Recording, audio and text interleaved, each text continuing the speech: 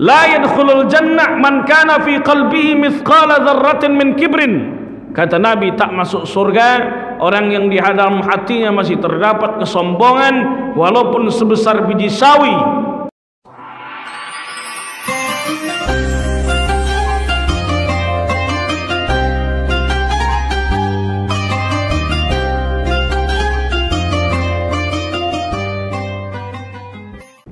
Bismillahirrahmanirrahim. Assalamualaikum warahmatullahi wabarakatuh. Alhamdulillah, assalatu wassalamu ala rasulillah Sayyidina Muhammad ibn Abdullah wa ala alihi wa sahbihi wa man tabi'ahu wa mawalah, amma ba'd. Yang kami muliakan alim ulama, cerdik pandai, para tokoh-tokoh masyarakat. Yang kami muliakan Ketua Masjid Baitus Salam, Bapak Ibu para orang tua kami yang insyaallah senantiasa diberikan rahmat dan kasih sayang Allah Subhanahu wa taala. Amin ya rabbal alamin. Kami malam tadi sampai subuh ini belum istirahat, belum tidur, sebab anak masih di usia 4 bulan ini harus sering-sering ditemani begadang. Bapak Ibu yang dirahmati Allah Subhanahu wa taala. Tapi insyaallah semangat kita dalam meramaikan taman dari taman surga ini tidak boleh putus. Kita sekarang sudah masuk pada tanggal 3 Zulqa'dah.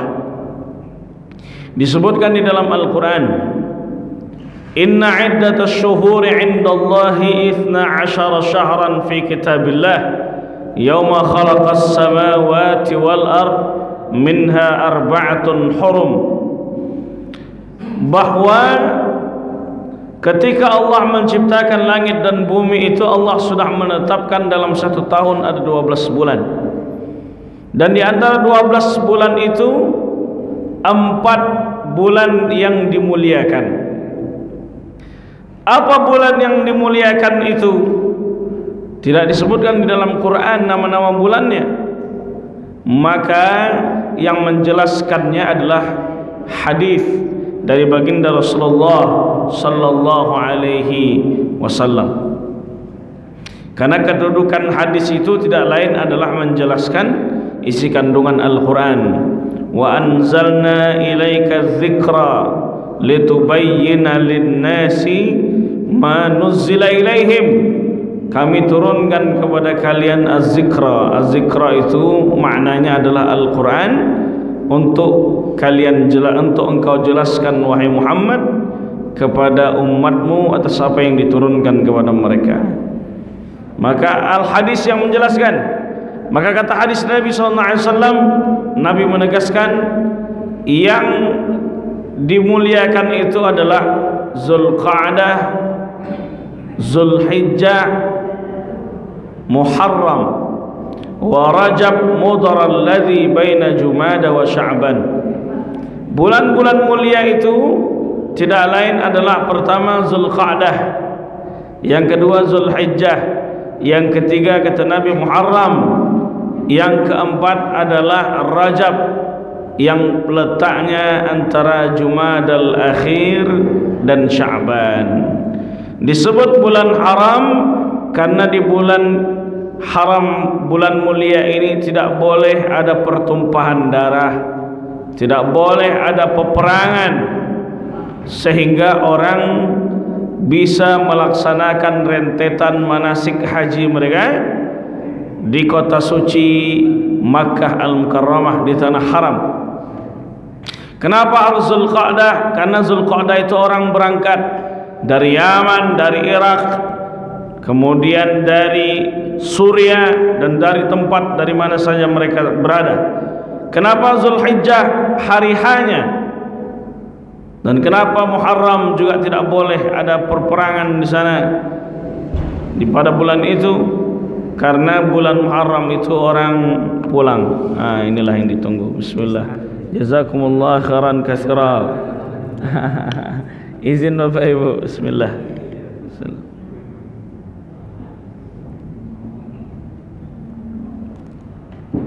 Alhamdulillah.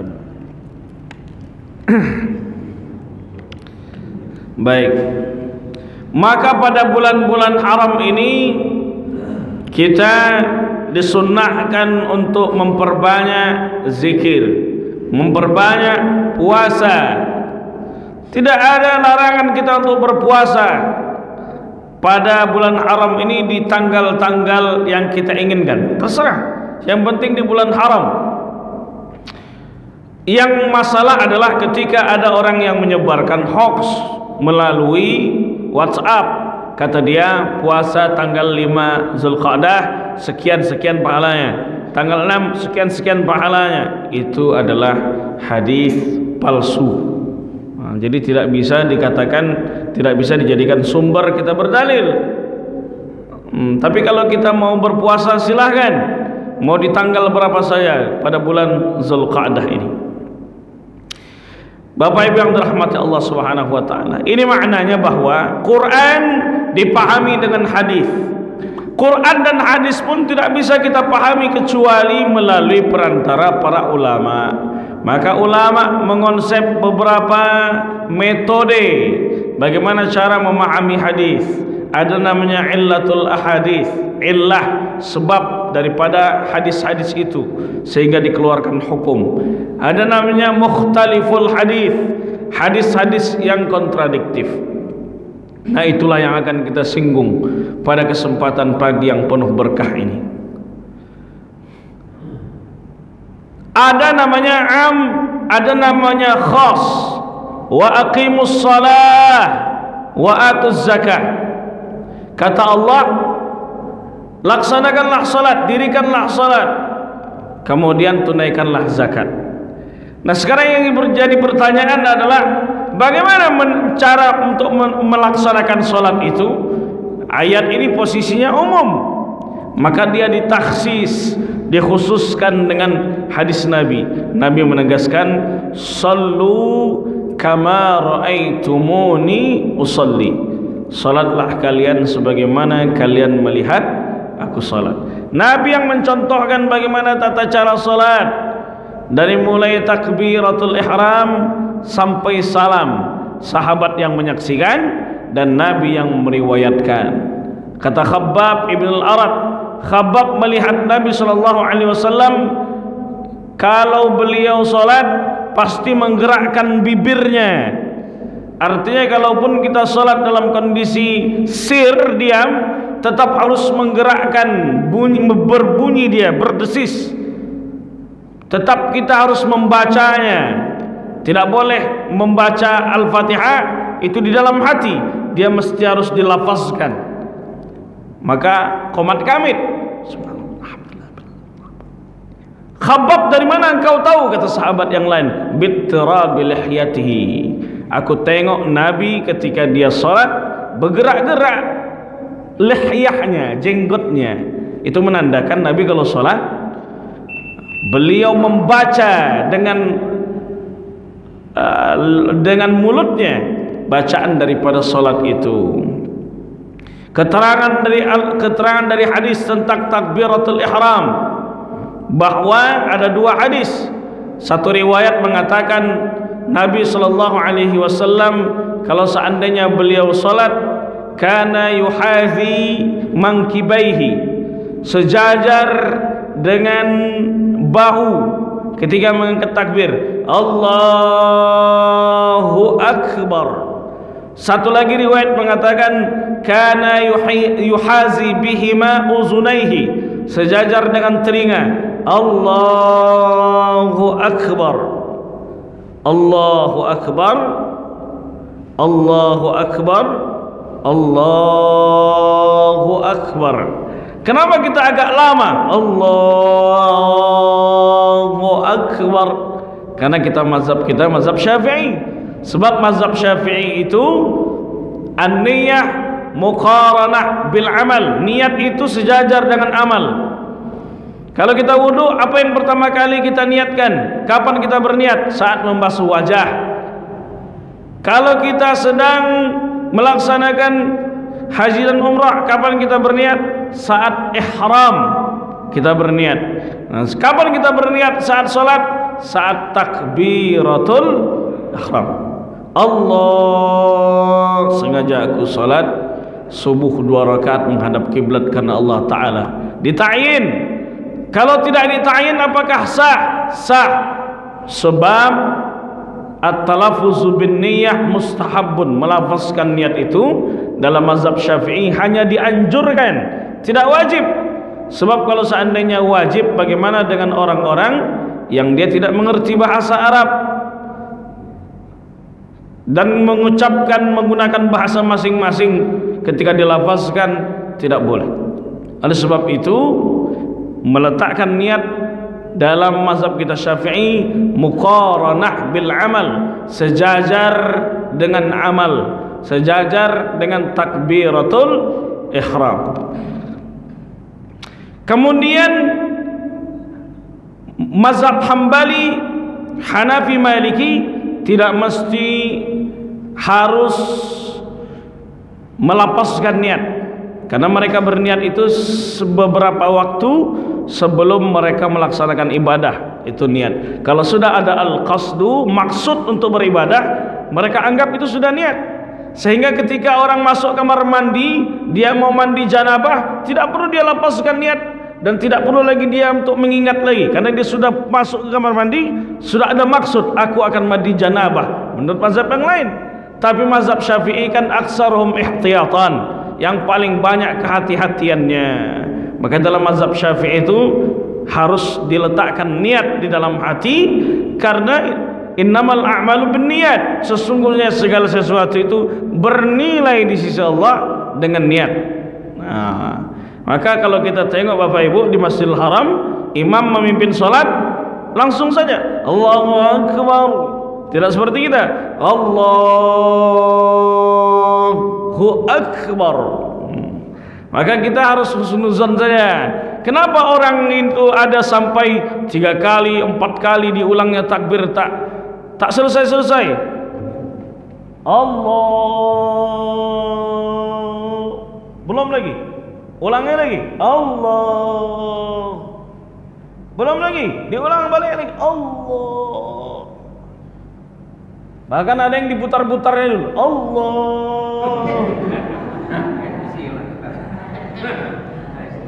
supaya tepat meletakkan niat. Padahal tidak harus dita'yin, tidak harus detail kita menyebutkan.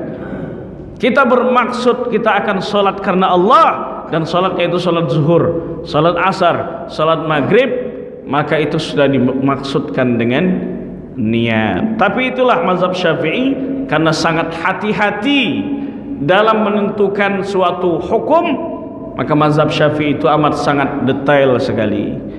Sama seperti meletakkan tangan di mana saat kita sudah takbiratul ihram. Menurut mazhab Syafi'i ada 2 pendapat. Pertama, bainas sadri was surra, antara dada dengan pusar. Allahu Akbar, dada pusar, mazhab Syafi'i. Satu lagi alal qalbi, di atas jantung. Allahu Akbar, agak ke kiri. Kemudian pendapat daripada mazhab Hanafi, tahtas surrah, di bawah pusar. Allahu Akbar. Jadi kalau kita lihat orang yang bermazhab Hanafi, itu orang India, orang Turki, Kyrgyzstan, Kazakhstan, yang mengalahkan Indonesia, Uzbekistan, dan semua yang tan ujungnya, kecuali Kalimantan, itu semuanya mazhabnya Hanafi. Bapak Ibu kalau lihat orang mazhab Hanafi begini. Nah, sedangkan mazhab Maliki ada 2 pendapat. Pertama adalah ala sirrah, pas di atas pusar, Allahu Akbar. Satu lagi adalah biduni wad'il yadain, tanpa bersedekap, Allahu Akbar. Pendapat ini mirip dengan pendapatnya orang-orang Syiah, tapi ini betul adalah riwayat daripada mazhabnya Imam Malik bin Anas, Allahu Akbar, karena yang mereka pakai hadis tentang i'tidal. Padahal itu adalah hadis tentang i'tidal, tapi dipakai juga hadis mengenai kita setelah takbiratul ihram tanpa bersedekap, Allahu Akbar. Itu yang rajih menurut mereka. Sedangkan kawan-kawan kita dari Salafi, Allahu Akbar, ikut pendapat Imam Al-Albani, kata mereka, Syekh Albani.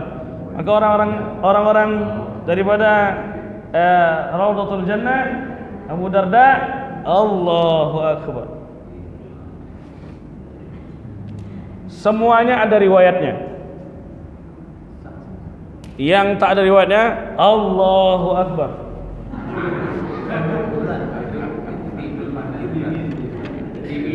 Kebetulan kawan tuh tinggal di puncak Papua sana. Bapak Ibu yang dirahmati Allah Subhanahu wa taala, ada dalilnya, ada riwayatnya.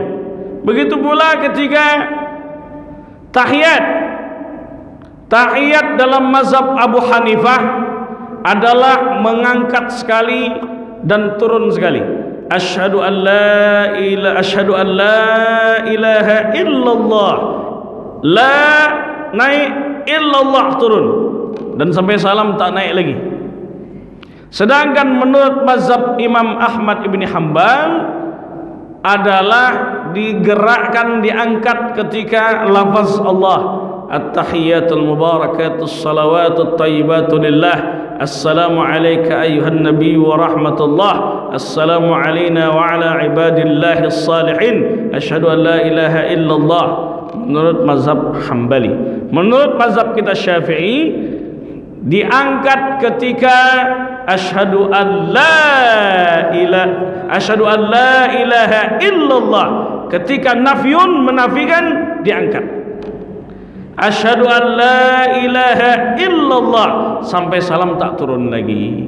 Sedangkan mazhab Maliki disebutkan di dalam kitab Al-Fiqhu 'alal Mazahib Al-Arba'ah karya Imam Ibnul Jazairi, bahwa yuharriku tahrikan wasata, menggerakkan dengan gerakan ringan, minal bidayah ila nihayah, dari awal sampai akhir.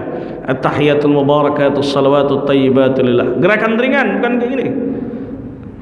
Assalamu alayka ayyuhan nabiy wa rahmatullah, assalamu alayna wa ala ibadillah salihin. Mohon maaf menunjuk ibu, bapak ibu pula. Jadi demikian, perbedaan pendapat biasa. Jadi kalau seandainya dalil itu Al-Quran am, maka yang mentakhsisnya, yang mengkhususkannya adalah hadis. Begitu pula ketika posisi Al-Quran itu mutlak, maka ditakhid, diikat oleh hadis Nabi sallallahu alaihi wasallam. Kata Allah dalam Al-Quran, as-sariqu was-sariqatu faqta'u aydiyahuma jazaa'an bima kasaba nakalan minallah. Laki-laki yang mencuri dengan perempuan yang mencuri, maka potonglah tangan keduanya, balasan terhadap perbuatan mereka. Sekarang yang jadi pertanyaan, yang dipotong apa dari tangan?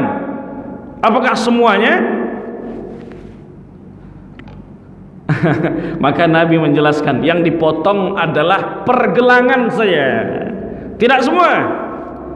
Dan kalau seandainya mereka mencuri lebih dari sekali, potong dengan potong silang. Kalau dia mencuri, potong tangan kanan, pergelangan. Mencuri sekali lagi, potong kaki kanan. Mencuri sekali lagi, potong tangan kiri. Mencuri sekali lagi, potong kaki kanan. Potong silang dalam Islam.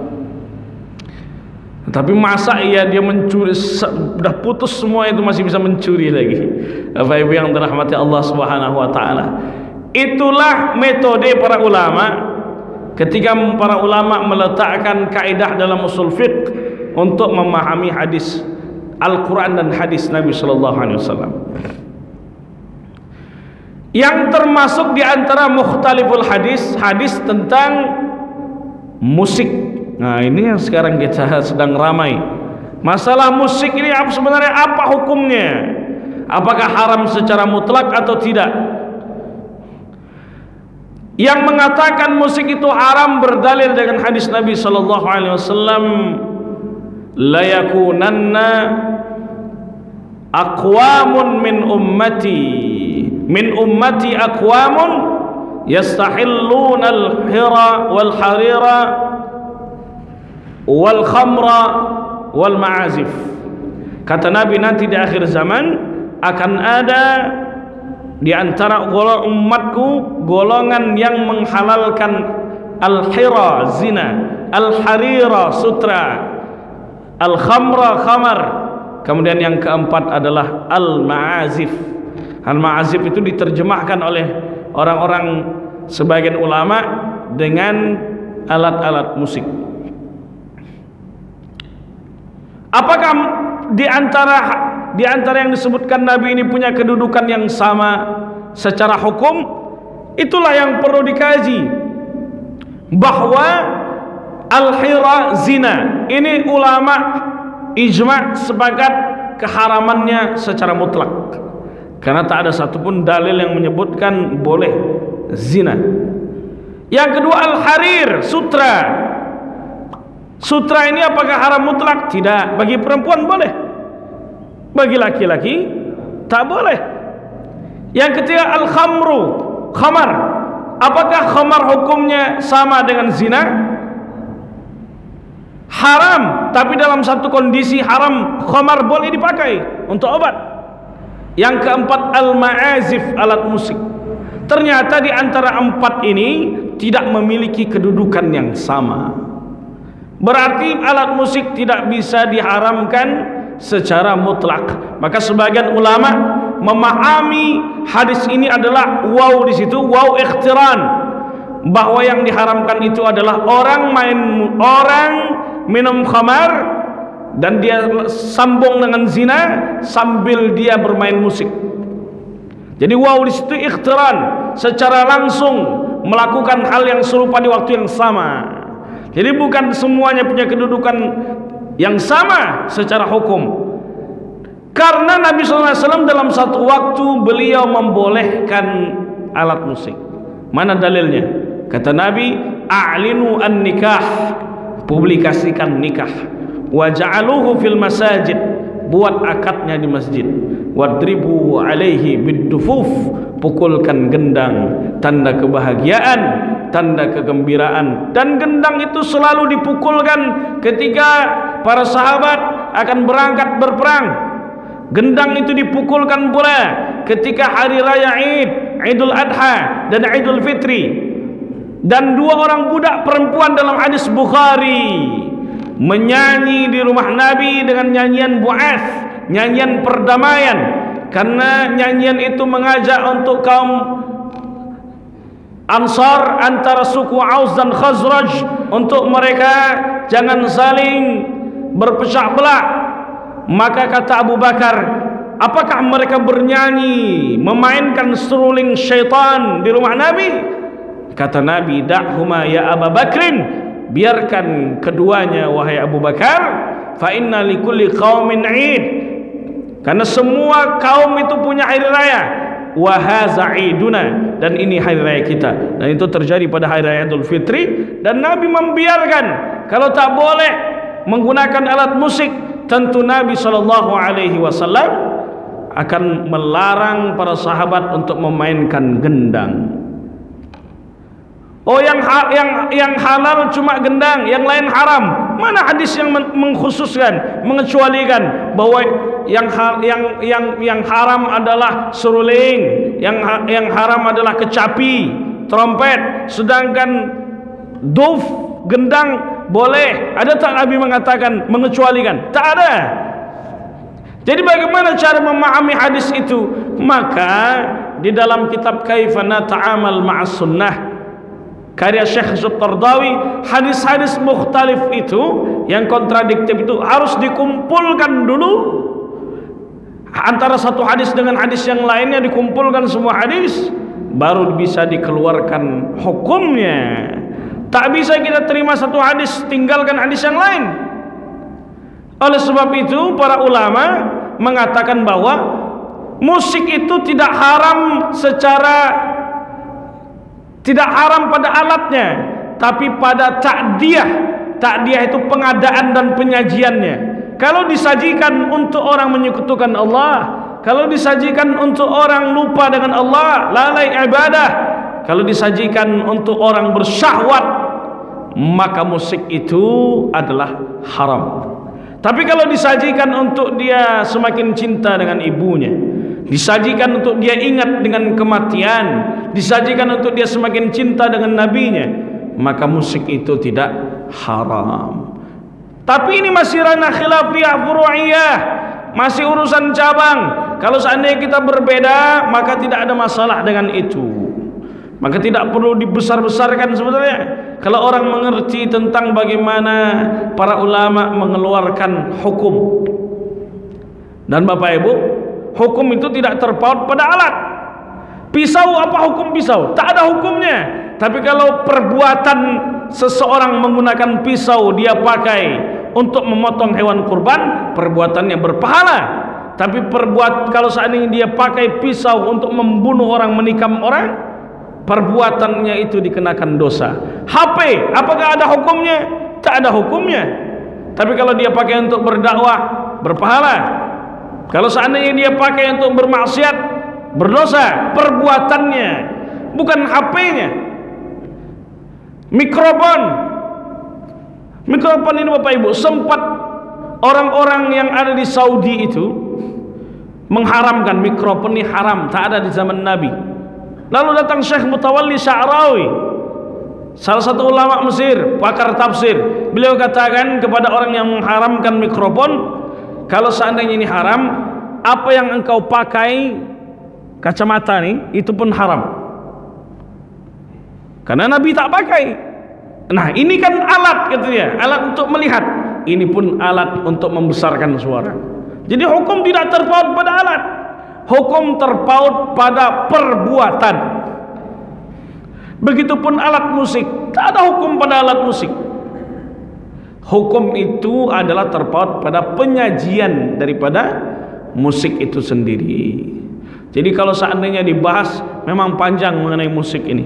Tapi kalau seandainya kita mengatakan musik ini haram secara mutlak, berarti itu tidak adil. Sebab dalil-dalil yang lain menyebutkan bahwa Nabi membolehkan menggunakan alat musik, diantaranya adalah duf, gendang.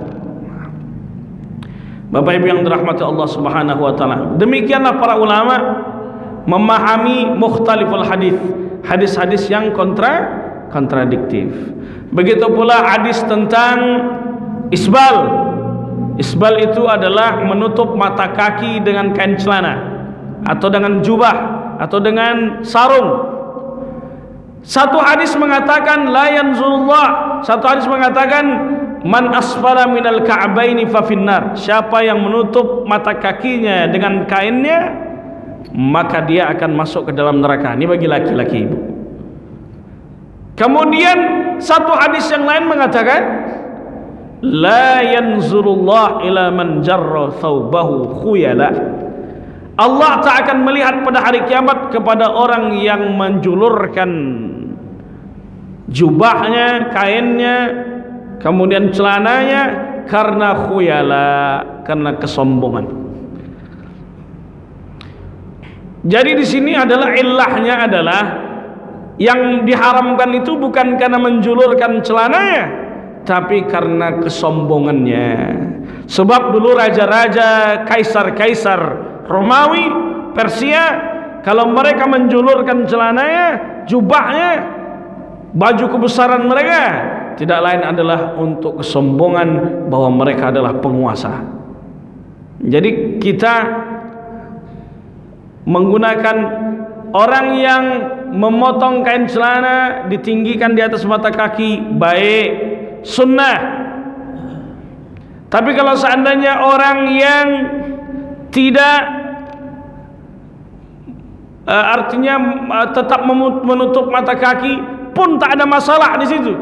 Karena kalau seandainya sombong baru dia diharamkan. Tapi kalau tak sombong tak haram.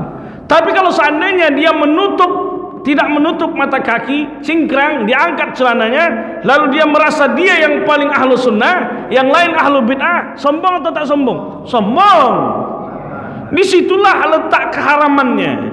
Dan Nabi mengatakan La yadkhulul jannah man kana fi qalbihi mithqala dzarratin min kibrin.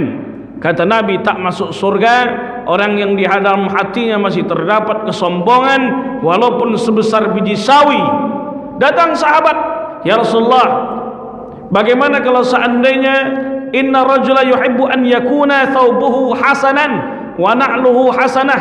Ada seseorang ya Rasulullah yang dia senang menggunakan pakaian bagus dan sendal yang bagus. Apakah dia juga termasuk orang sombong? Nabi menjawab, innallaha jamil yuhibbul jamal. Allah itu indah, cinta dengan keindahan.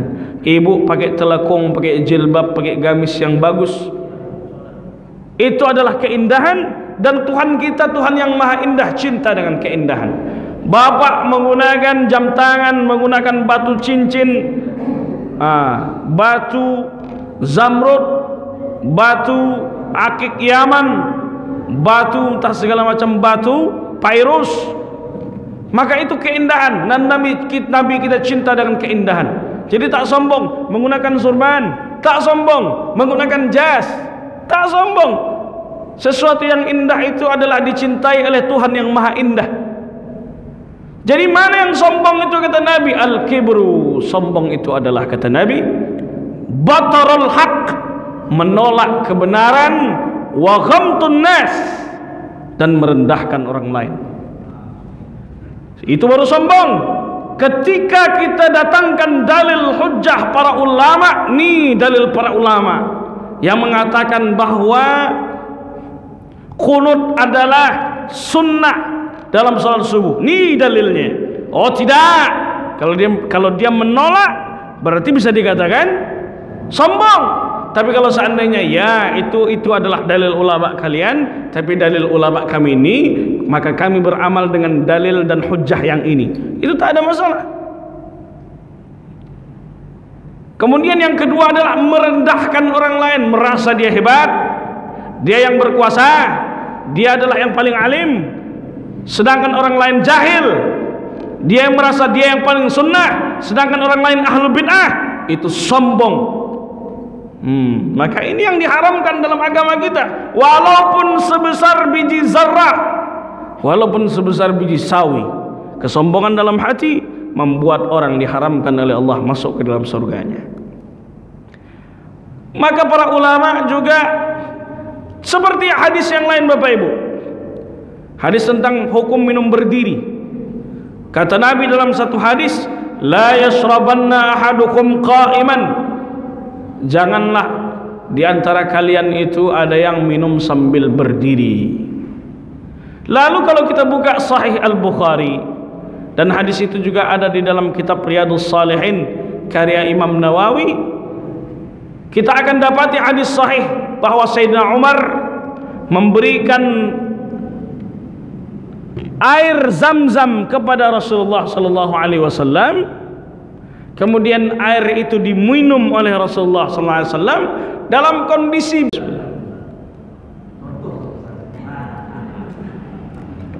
contoh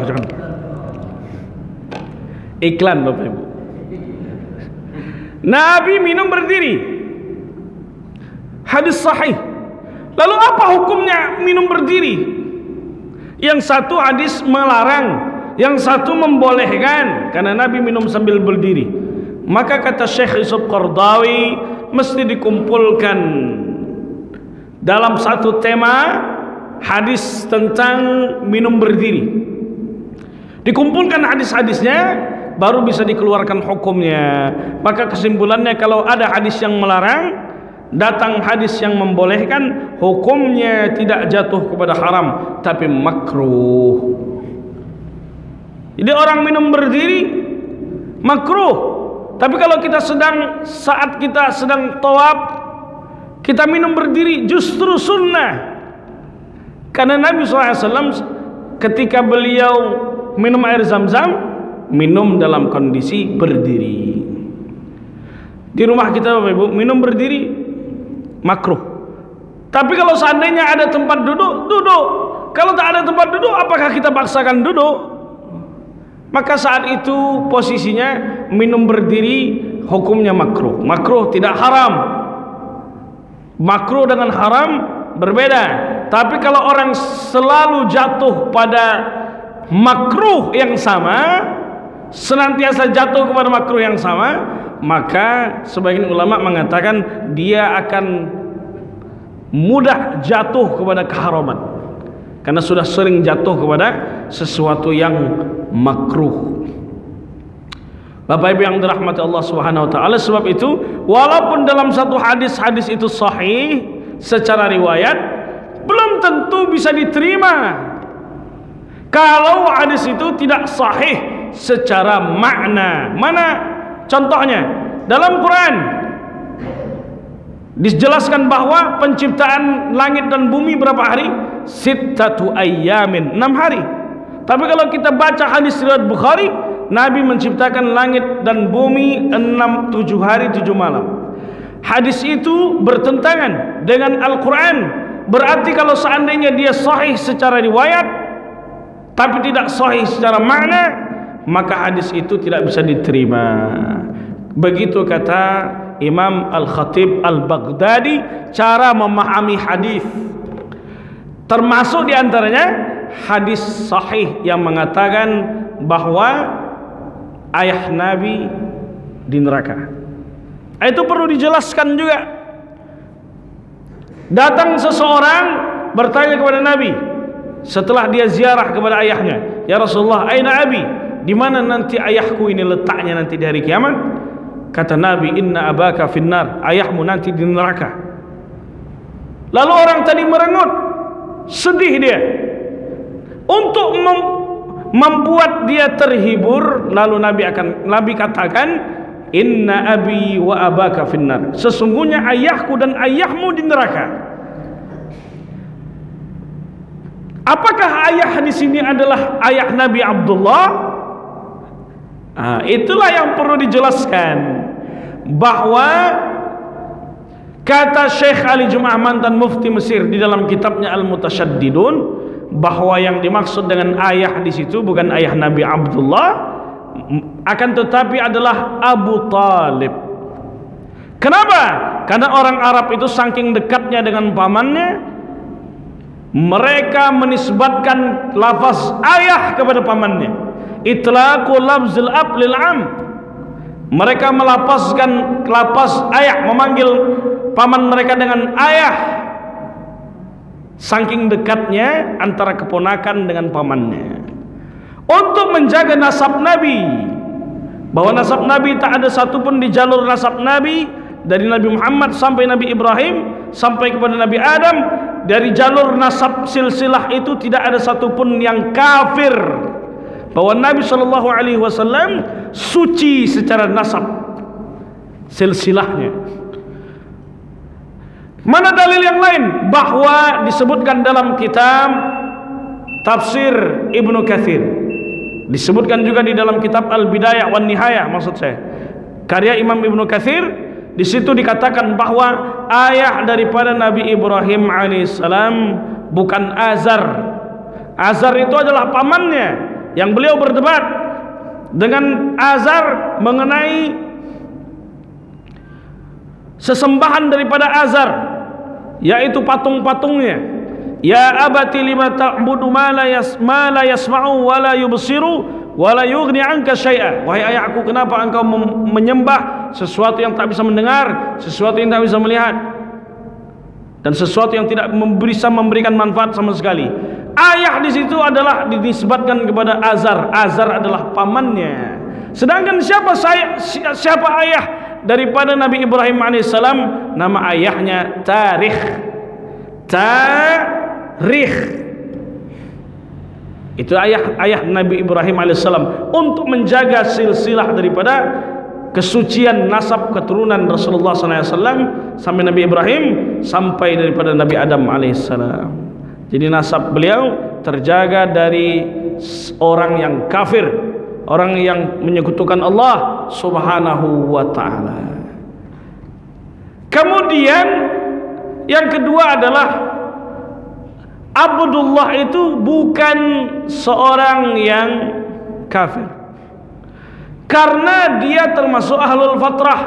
Ahlul fatrah itu orang yang menanti kedatangan Nabi. Jadi ketika Nabi belum diutus, mereka belum diazab. Dengan dalil firman Allah, "Wa ma kunna mu'adzibahum wa ma kunna mu'adzibina hatta nab'atha rasulah."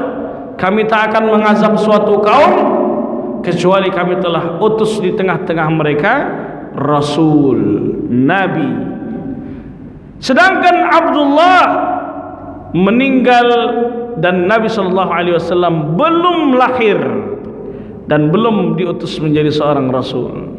Kalau setelah diutus rasul orang belum beriman, maka dia akan kafir. Tapi Abdullah diutus, Abdullah hidup sebelum diutusnya Nabi, maka dia disebut dengan Ahlul Fatrah, masih menanti kehadiran seorang Nabi. Ahlul Fatrah tidak diazab oleh Allah Subhanahu wa ta'ala dengan dalil ini. Oleh sebab itu, untuk memahami suatu dalil itu penting melalui perantara para ulama. Dan nasab Nabi Muhammad SAW, silsilahnya sampai kepada Nabi Ibrahim AS, begitu pula sampai kepada Nabi Adam terjaga.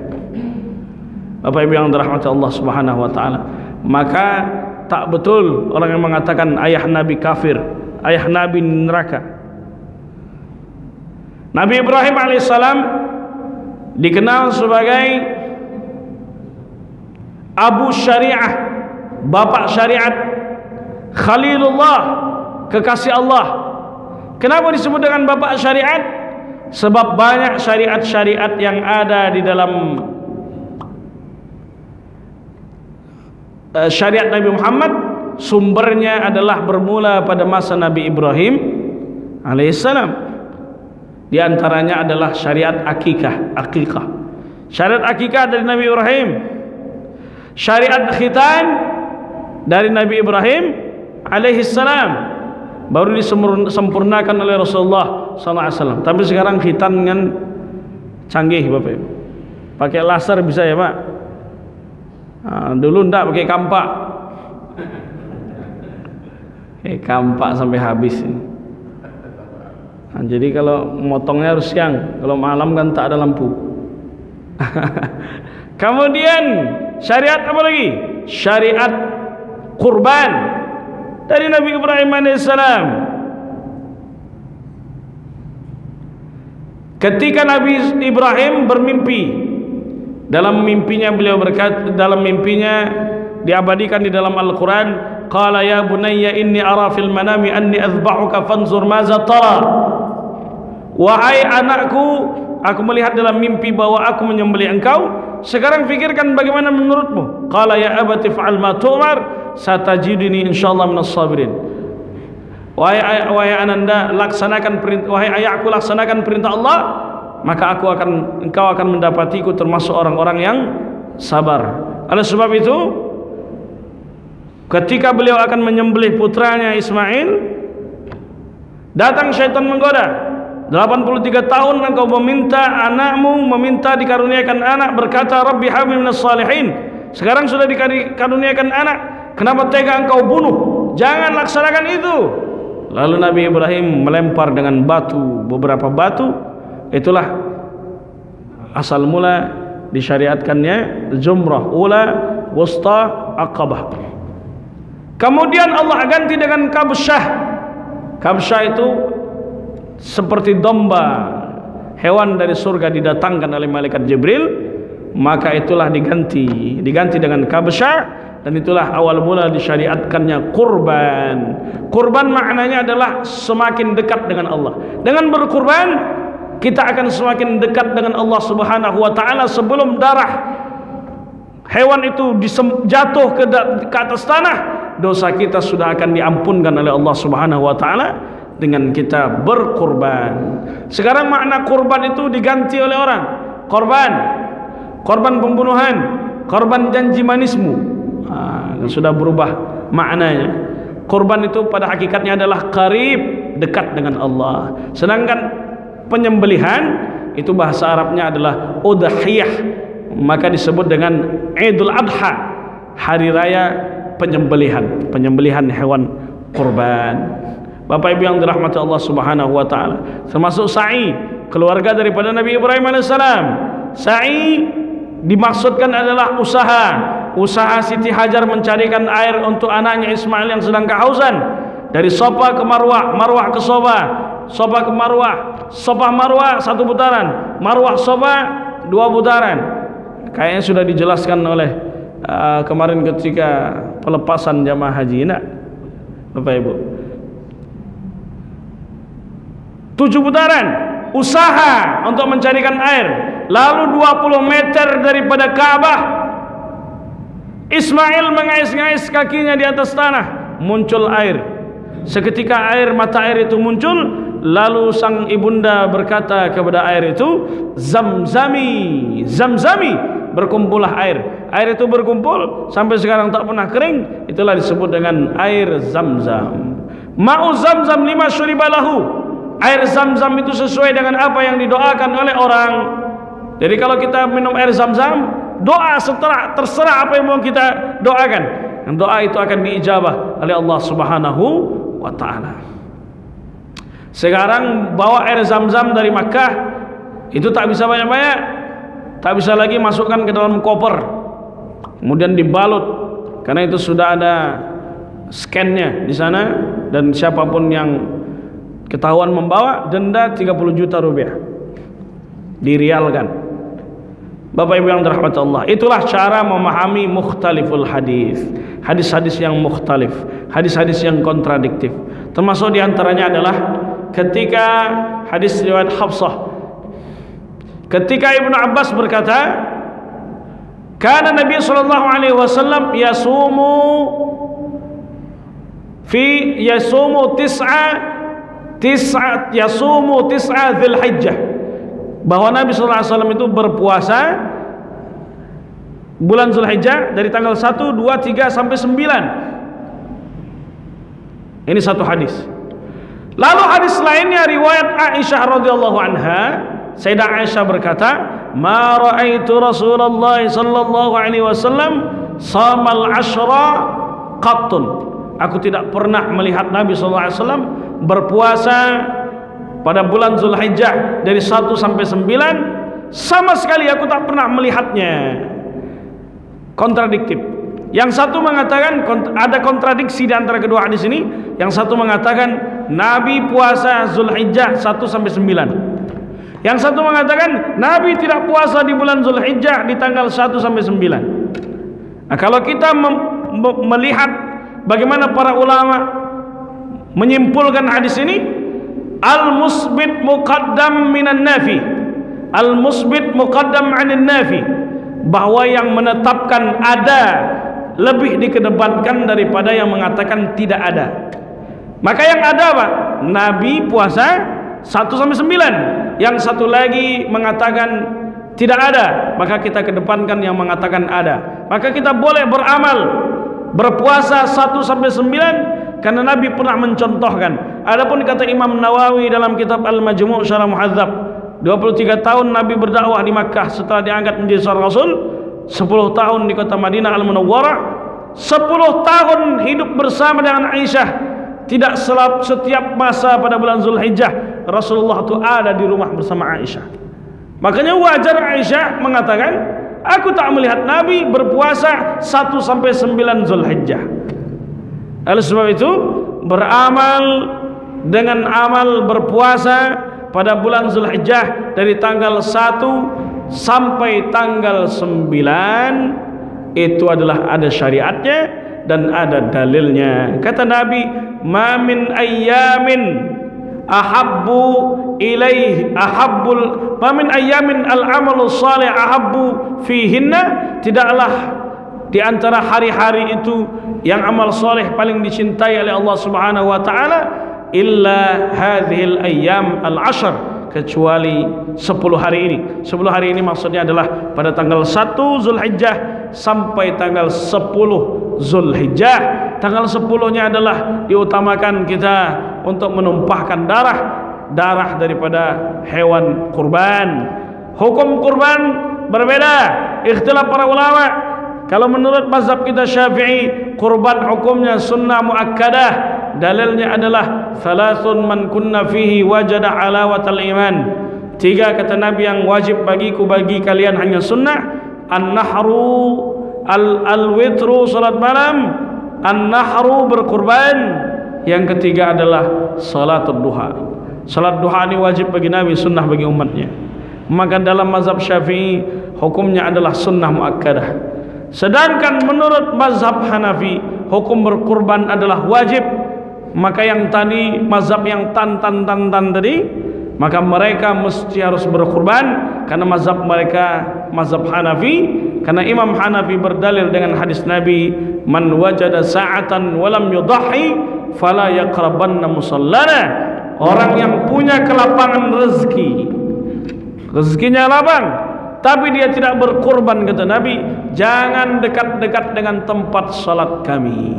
Adanya al-wa'id, adanya ancaman dari Rasulullah SAW menandakan hukum kurban adalah wajib menurut mazhab Hanafi.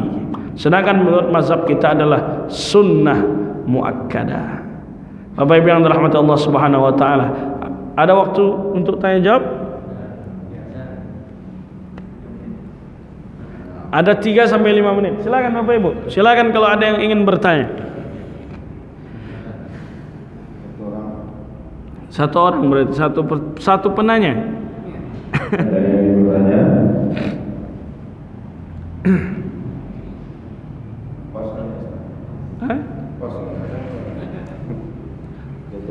Jadi kita sudah paham mengenai makna bid'ah yang sebenarnya kan? Oh, musik. Assalamualaikum warahmatullahi wabarakatuh. Assalamualaikum warahmatullahi wabarakatuh.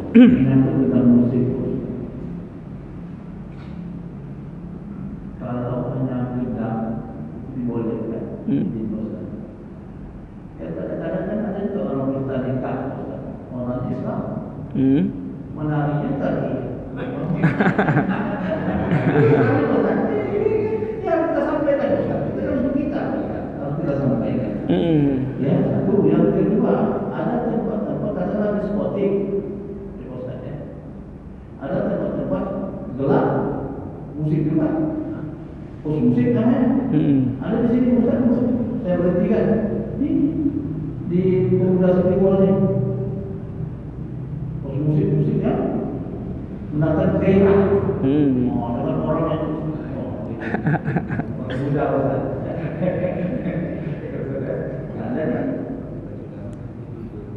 Saya bertanya tentang musik yang dibuat waktu orang menikah, di mana diundang artis di sana menari di jemaah Ustaz. Sekarang timbul pula masalah malu Pak Ustaz di tengah-tengah kita. Saya tanyakan nanti aku, ibu-ibu apabila sudah selesai musik ada joget Ustaz. Itu sampai Ustaz, kita sampaikan Ustaz. Randai enggak? Enggak ada randai Ustaz, selalu musik berbunyi. Oh. Ibu itu goyang. Itu Ustaz tengah-tengah Ustaz. Betul Ustaz. Iya. Di mana saja orang menikah adalah Ustaz, itu terjadi Ustaz. Mulai. Apa hukum berbaca kata tadi Nabi tadi gendang seperti kamus Ustaz, musik kamus. Betul Ustaz ya? Ini kan ada karena nanti salah kita menyampaikannya dianggap orang ini halal Ustaz. Oh, joget itu Ustaz halal ada joget. Itu soal juga. Hampir rata-rata di Pekanbaru dimanapun apabila hampir selesai pertengahan menyanyi orang depan itu, ayo bertahap. Ini terserah Ustaz, ini kita sampaikan untuk kita. Iya. Untuk orang ini berusaha ulang. Kayak sudah Nabi. Nah, ini untuk kita.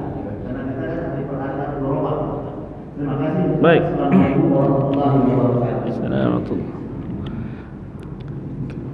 Kata Allah di dalam Al-Quran, la takhda'na bil qawl fayatma'al ladzi fi qalbihi marad. Kata Allah, janganlah kalian bersuara mendayu-dayu, karena nanti akan muncul bagi orang yang di hatinya ada sakit, ada penyakit, maka dia akan bersyahwat. Ketika mengundang syahwat, maka dia akan dikenakan dosa. Jangankan berzina, mendekati zina saya tak boleh. Wala taqrabuz zina, kata Allah, jangan dekati. Bukan wala tazinu, wala taznu, jangankah kalian berzina, tapi wala taqrabu, jangan mendekati. Di antara yang mendekati zina itu adalah upaya untuk memancing orang bersyahwat, itu juga di antara yang mendekati zina. Itulah kalau seandainya perkataan suara yang mendayu-dayu itu tak boleh diucapkan oleh perempuan, bagaimana dengan gerakan-gerakan? Maka itu juga tentu tidak boleh dalam Islam. Makanya disyariatkan niqab. Niqab itu adalah penutup wajah, tapi niqab itu hukumnya tidak wajib, hukumnya hanya sunnah saja. Tapi kenapa wajah itu tidak boleh tampak dulu? Karena fitnah itu begitu besar dulu. Sekarang di akhir zaman jauh lebih besar fitnahnya. Dulu saja perempuan tak nampak, wajah itu tak nampak kecuali mata saja. Sekarang orang pakai kain setengah jadi. Ya, kain kekurangan bahan. Niqab itu tidak wajib, karena kalau wajib tentu saat kita sedang ihram kita pakai niqab, karena saat itu datang manusia berbondong-bondong ke satu tempat, yaitu Masjidil Haram. Lalu Nabi katakan, la tantakhibul mar'ah wala talbasul quffazaini, perempuan jangan menggunakan niqab saat dia ihram, dan jangan menggunakan sarung tangan. Sarung tangan tak boleh yang menutup jari jemari, tapi kalau seandainya dia hanya penutup bagian atas saja, punggung tangan, itu boleh. Jadi kalau seandainya dia mengundang syahwat, kemudian orang lain ketika melihat berjoget-joget ria itu bersyahwat dengan gerakan-gerakan tersebut, maka itu adalah salah satu perbuatan syaitan. Itulah yang termasuk daripada pendekatan diri terhadap perbuatan zina. Adapun gambus kalau seandainya disajikan, makanya tadi kan kita mengatakan hukumnya tidak, bukan pada masalah alatnya, tapi pada masalah penyajiannya. Kalau penyajiannya itu adalah mengundang syahwat, kemudian membuat orang lupa lalai dengan mengerjakan sholat, organ tunggal sebelah masjid azan, haram. Tapi kalau seandainya dimainkan itu, yang memainkannya adalah laki-laki, maka itu tak masalah. Tapi perempuan, maka ini amat sangat sensitif sekali, maka tak boleh perempuan memainkannya itu di hadapan laki-laki. Maka kalau seandainya ada perempuan main rebana, usahakan mainnya di depan saja, atau di atau di apa namanya kita sebut Pak, serambi. Serambi saja. Kebanyakan seperti itu kan. Kalau seandainya perempuan di hadapan perempuan, maka boleh saja perempuan memainkannya di hadapan perempuan yang lain. Tapi kalau seandainya ada laki-laki di situ, maka baiknya laki-laki yang memainkan rebananya, untuk menjaga dari fitnahnya. Itulah termasuk illah kenapa perempuan dulu tak boleh keluar rumah, dilarang oleh Nabi keluar rumah kecuali ma'azi mahramin, kecuali dengan mahramnya. Tak boleh, karena fitnahnya besar. Termasuk kenapa perempuan lebih afdal salat di rumah dibanding dia salat di masjid dulu. Kenapa? Karena fitnahnya besar. Sekarang sudah ada sekatnya, sudah ada sekat, sudah bisa dipisahkan antara perempuan dan laki-laki, dan duduknya terpisah. Dan masjid-masjid di Arab itu Bapak Ibu memang tak nampak mana perempuan mana laki-laki. Betul? Pintu perempuan dan pintu laki-laki dipisah. Nah, jadi tidak ada alasan lagi untuk perempuan tidak melaksanakan jamaah ke masjid. Bapak Ibu yang dirahmati Allah Subhanahu. Jadi memang zatnya adalah, maksudnya adalah keharamannya itu, ilahnya adalah pada penyajiannya. Kalau penyajiannya itu membuat, ada lagu-lagu yang memang membuat kita menyekutukan Allah. Ada tak? Coba buka lagi lagu Dewa itu. Ada tak kira-kira? Aku bernapas dengan napasku. Entah apa liriknya. Kalau tak salah ada itu. Lagu yang menyekutukan Allah Subhanahu wa taala. Hati-hati. Jadi yang haram itu adalah pada halal atau haramnya dilihat daripada penyajiannya. Baik, terima kasih. Cukup Bapak Ibu. Ya, baik, kita tutup ya. Terima kasih atas segala perhatian. Mohon maaf atas segala kekurangan. Kita berjumpa lagi insyaallah di bulan depan, pekan kedua. Wabillahi taufiq wal hidayah. Wassalamualaikum warahmatullahi wabarakatuh. Terima kasih Pak Ustaz.